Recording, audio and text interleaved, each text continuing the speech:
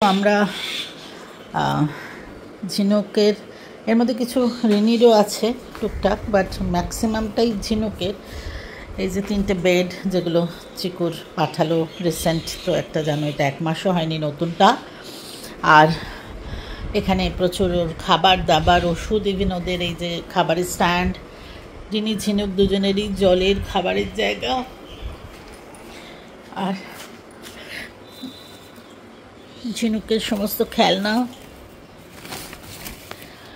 ঝিনুকের এখানে সমস্ত খেলনা, ওদের যত চাদর কম্বল টাওয়েল যেগুলো ওরা চান করার সময় ইউজ হতো, ওদের মেডিসিন ডায়াপার যা যা মানে আমরা অ্যারেঞ্জ করে রেখেছিলাম লাগেনি, ডায়াপারও লাগেনি। আর এগুলোও লাগেনি, এগুলো ওদের যে লাগে সেসব কিছু ইউজ হয়নি, নতুন একদম। তো এগুলো সমস্ত আমরা, একটা এনজিও আছে খুব ভালো, ওই যে সমস্ত মেডিসিন আর ফুড, হ্যাঁ, ব্রাশ, সিরিঞ্জ, মানে যা যা ছিল, থার্মোমিটার যা যা ওদের জন্য ছিল সমস্ত আমরা নিয়ে যাচ্ছি। কারণ ওখানে ঝিনুক রিনির মতো প্রচুর বাচ্চা আছে, তাদের কাজে এসে যাবে।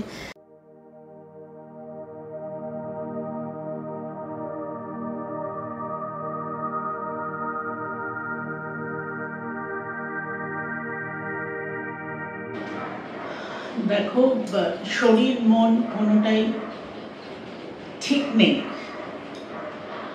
ভালো তো নেই, ঠিকও নেই, কিন্তু জাস্ট একটু তোমাদের সঙ্গে কথা বলবো বলে এলাম।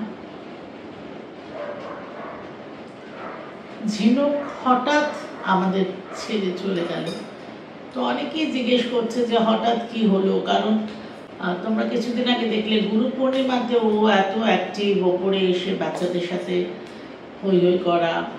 অ্যাকচুয়ালি ওর বয়স তো হয়ে গেছিলো, ওর ইমিউনিটি ভীষণ কম ছিল, ডাক্তাররা বলেই ছিল যে ম্যাক্সিমাম হয়তো 12 অবধি ও থাকবে।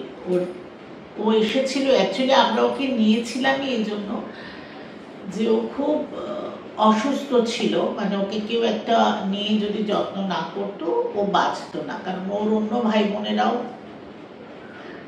নেই, মানে জন্মের পরেই মোটামুটি, কারণ মা খুব অসুস্থ হয়ে গেছিল ওদের জন্ম দিয়ে।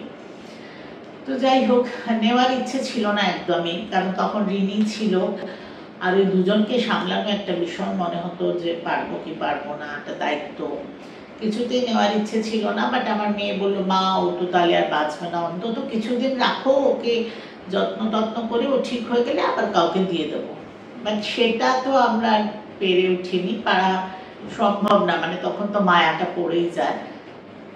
আর ও না আমার ভীষণ কি বলে ওটাকে, ভীষণ নেওয়াটা ছিল, মানে সারাক্ষণ আমি যেখানে আমার পিছন পিছন, বিশেষ করে 5 বছর আমার মেয়ের বিয়ে হয়ে গেছে, তো সেই সময়টা আরো বেশি, মানে যেহেতু বাড়িতে আমি সবসময়, আর সিদ্ধার্থ ডেফিনেটলি খুব করতো ওর যত্ন করা, ওকে ঘোরানো, বাট বাকি সময় সারাক্ষণ আমার সাথে থাকতো। আর আমাকে আমার মেয়ে সবসময় বলতো, মা তুমি রিনির থেকে ঝিনুককে বেশি ভালোবাসো। হয়তো অসুস্থ এসেছিল বলে। যাই হোক, আসল কথাতে আসি। 12 তারিখ মঙ্গলবার, অ্যাকচুয়ালি 11 তারিখ সোমবার, আমরা কদিন ধরেই আমরা দেখছি ওর পেটটা একটু বড় লাগছে, ও একটু রোগাও হয়ে গেছিল, সেটা বয়সের জন্য। তো আমরা ডাক্তারকে গিয়ে, আমার হাজব্যান্ড বললো যে ওর পেটটা একটু মনে হচ্ছে বড় হয়ে গেছে, ওখানে বোধহয় কোনো টিউমার নাকি কিছু একটা, হাত দিলে ওরা মনে হচ্ছে। তো ডাক্তার দেখে বললো যে না না, ওর তো বয়স হয়েছে, ও রোগা হয়ে যাচ্ছে, ওই জন্য পেটটা বড় লাগছে। তো আমরা ভাবলাম তাই চলছিল। তারপরে দিন 4-5 ধরে ও খাওয়া নিয়ে একটু ঝামেলা শুরু করেছিল। তো আমরা ডাক্তারকে বলাতে প্রথম 2 দিন আসলে ডাক্তারই ছিল না, তো সেজন্য আমরা যেতে পারিনি। সোমবার আমাদের সকালে অ্যাপয়েন্টমেন্ট দেওয়াতে আমরা সোমবার ওকে আমার হাজব্যান্ড নিয়ে গেছে এবং একটু জোর করেছে যে আপনি সোনোগ্রাফি করুন, কিছু তো একটা হয়েছে। তখন দেখা যাচ্ছে যে স্প্লিনের টিউমার এবং বেশ বড় হয়ে গেছে। তো ডাক্তার বললেন ঠিক আছে, ব্লাড টেস্ট সবই ঠিক আছে, তো ওকে বুধবার দিন 13 তারিখে ওর অপারেশন করা হবে। ঠিক আছে, সোমবার দিন আমরা ফিরে এলাম। কিন্তু ও যেহেতু বয়স হয়ে গেছে, ও এমনিতেই ইমিউনিটি কম, আমরা একটু হেজিটেট করছিলাম, তো আমরা একটা সেকেন্ড ওপিনিয়নও নিলাম। তো সেই ডাক্তারও বললেন যে হ্যাঁ ঠিক আছে, ওকে এমনি রিপোর্ট তো সব ঠিকই আছে, মানে অপারেশন করা যাবে, বাট একটু ওকে কালকে নিয়ে আসুন সকালবেলা, ওকে দেখে আমি বলতে পারবো যে অপারেশনটাও নিতে পারবে কিনা। তবে ডাক্তার বলেই দিয়েছিল চান্স 50-50, কারণ যেহেতু ওর, যেটা বারবার বলছে, ওর বয়স হয়ে গেছে, ওর এমনি ইমিউনিটি উইক, 50-50 চান্স। তো এনিওয়ে সোমবার দিন মানে সকালে ডাক্তার দেখানো হলো, বিকেলে আমরা নিজেরা, আমরা ওকে নিয়ে যাইনি, আমরা গিয়ে ডাক্তারের সাথে কথা বলে এসেছিলাম বিকেলে। এবার সন্ধ্যের পর থেকে না ও দেখছি ধীরে ধীরে আরো উইক হয়ে যাচ্ছে, নড়ছে না। আর ওর টিউমার শুনে আমি মেয়েকে ফোন করে দিয়েছিলাম, তো মেয়েকে আমি বলছিলাম এখন আসিস না, অপারেশন যদি হয় সেই সময় আসিস।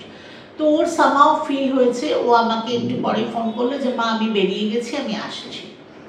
তো রাত্রির ওদের 11:15 নাগাদ মেয়ে বাড়ি এসে পৌঁছলো আমাদের। ততক্ষণে রিনি মানে একেবারে বিছানা নিয়ে নিয়েছে, রিনি না সরি ঝিনুক একেবারে বিছানা নিয়ে নিয়েছে। মানে ও, আমার মেয়ে দরজা খুলেছি, ঘরে ঢুকেছে, ও ওঠেনি, মানে ওরা এরকম পাগল চিকুরের জন্য, ওরা ওঠেও নি। চিকুরের তো সেটা দেখেই ভীষণ মনে হচ্ছে। তবে একবার ও মানে ঘুরে অ্যাটলিস্ট দেখলো যে হ্যাঁ চিকুর এসেছে, এরকম একটা ব্যাপার, কিন্তু সেই রেসপন্স নেই যেটা আগে হতো না, দৌড়ানো, ল্যাজ নাড়া, খুশি হওয়া, খেলনা নিয়ে দৌড়াদৌড়ি করা, সেসব কিছুই ও করছিল না। তো আমরা খানিকক্ষণ দেখার পরে আমার মেয়ে বললো না ডাক্তারকে ফোন করি।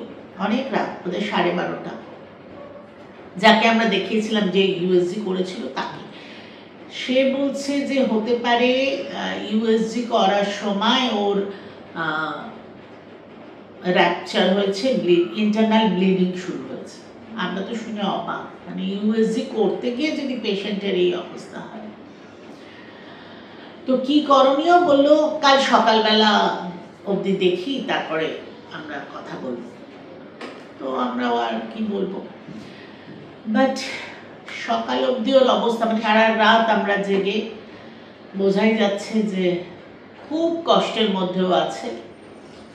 তো সকালবেলা আমরা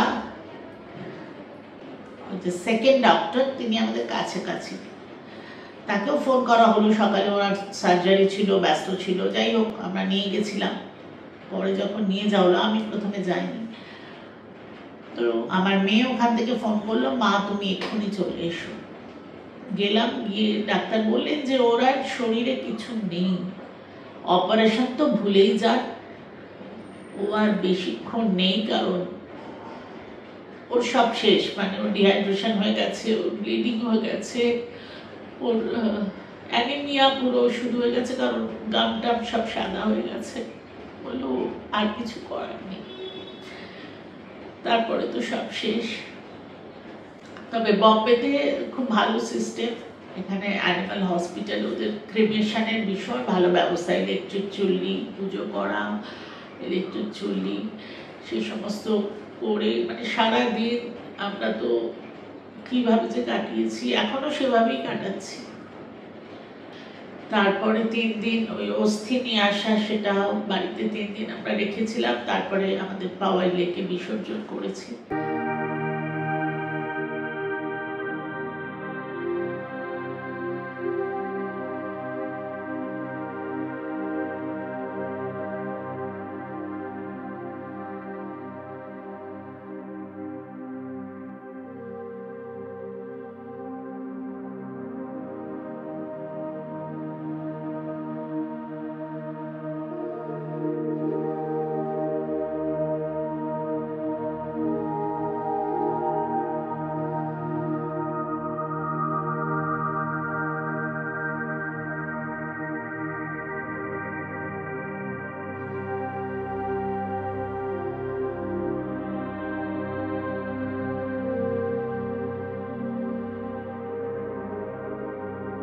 কালকেই সব মিটেছে, আজকে মেয়ে ব্যাঙ্গালোর ফিরেও গেছে।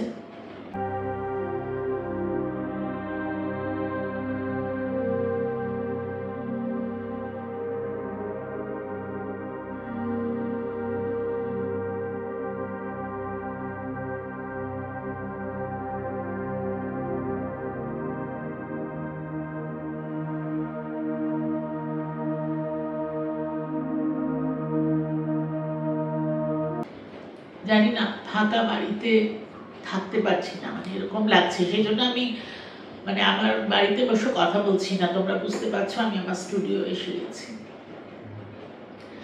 আর ওর সমস্ত জিনিসপত্র গুছিয়ে, ওর না রিনিরও অনেক কিছু ছিল, সমস্ত গুছিয়ে আমরা একটা ডগ হসপিটাল, বিএমসি, বাট তুমি ডোনেট করতে পারো, দিতে পারো, প্রচুর কুকুরের ওরা স্ট্রে ডগস মেইনলি টেক কেয়ার করে, নিউটার করে, মানে এরকম। তো সেখানে গিয়ে সমস্ত ডোনেট করে দিয়ে এসেছি। আর প্রচুর কিছু ছিল, মানে ওর খাবার দাবার। যাই হোক, যদি কারোর কাজে লাগে সেটা।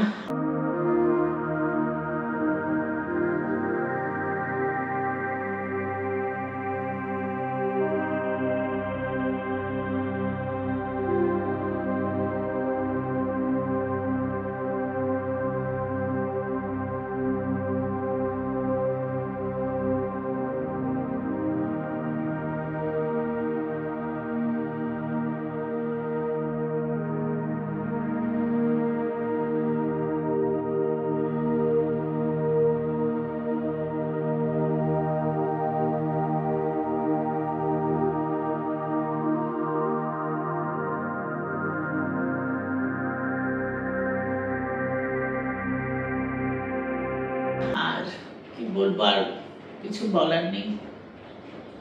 তোমরা সবাই ভালো থেকো, আমরাও খুব স্ট্রাগল করছি ভালো থাকার জন্য। বাট আমার জীবনে আমার বিয়ের আগের থেকে কুট্টুস আমার ছিল, তারপরে রিনি এলো, তারপরে ঝিনুক এলো।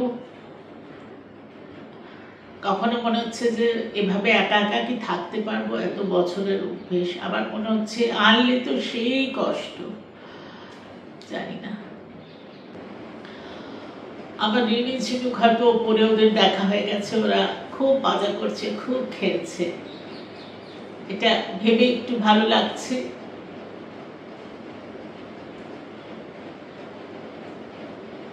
তোমরা প্রে করো যেন ওরা যেখানেই থাকুক খুব ভালো থাকুক, খুব ভালো থাকুক।